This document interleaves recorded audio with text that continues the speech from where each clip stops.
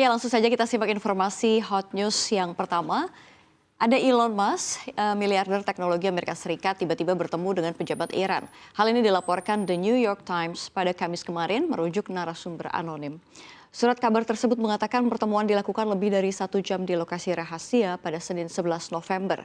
Pertemuannya dengan Duta Besar Iran untuk PBB Amir Said Iravani tersebut diyakini guna meredakan ketegangan Teheran dan Washington. Perlu diketahui, Musk kini bersekutu erat dengan Donald Trump.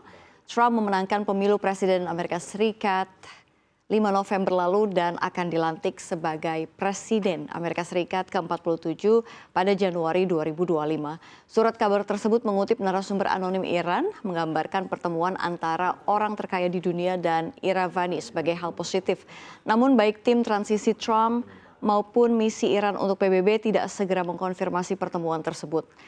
Merujuk AFP, jika pertemuan ini dikonfirmasi, maka ini memberi indikasi bahwa Trump sangat serius tentang diplomasinya dengan Iran, di mana ia tidak memilih pendekatan yang lebih agresif yang sebelumnya disukai oleh kelompok konservatif di Partai Republik yang mendukungnya serta Israel.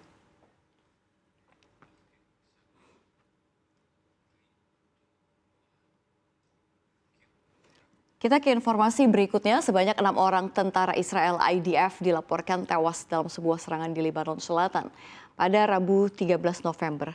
Hal ini terjadi saat IDF masih terus berada di wilayah itu untuk menghabisi milisi Hizbullah. Mengutip AFP, jumlah korban tewas ini membuat serangan Hizbullah kali ini menjadi hari paling mematikan bagi IDF.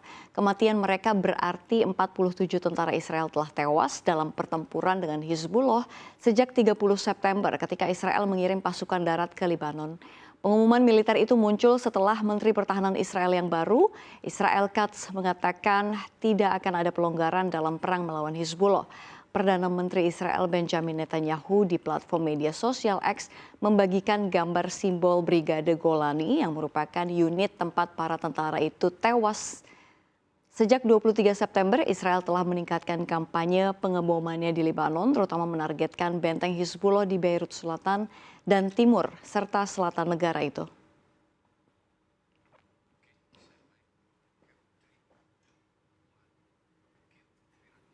Kita ke informasi berikutnya, harga emas masih ambruk di tengah lonjakan dolar Amerika Serikat dan imbal hasil US Treasury, serta pernyataan baru Bank Sentral Amerika Serikat, The Fed.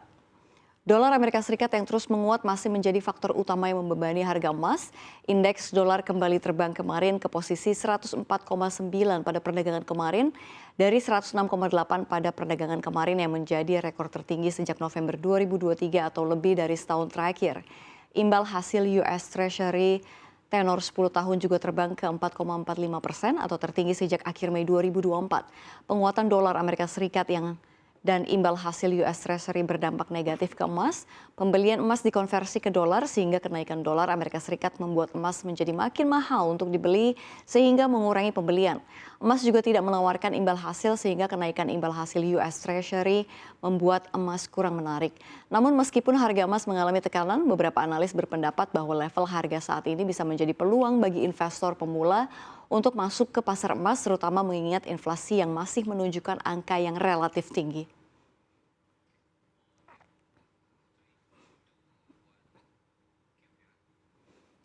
Kita ke informasi lainnya, media asing menyoroti langkah Presiden Prabowo Subianto yang menelpon Donald Trump, pemenang pemilu Presiden Amerika Serikat pada 5 November lalu. Hal ini setidaknya dibuat oleh laman media Hong Kong, South China Morning Post. Dikatakan bahwa sikap Prabowo untuk menjalin hubungan dengan Presiden Amerika Serikat terpilih itu sangat penting, terutama untuk melindungi ekonomi Indonesia.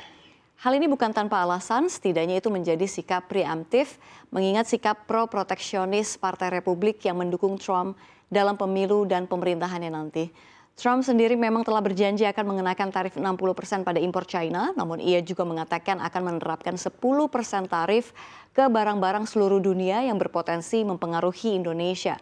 Masih di laman yang sama, dimuat bagaimana analis lain yakin akan kemampuan komunikasi Prabowo. Ia disebut mengambil langkah menghubungi Trump untuk tahu lebih jelas apa kebijakan yang akan ditetapkan dan mana yang bisa berubah.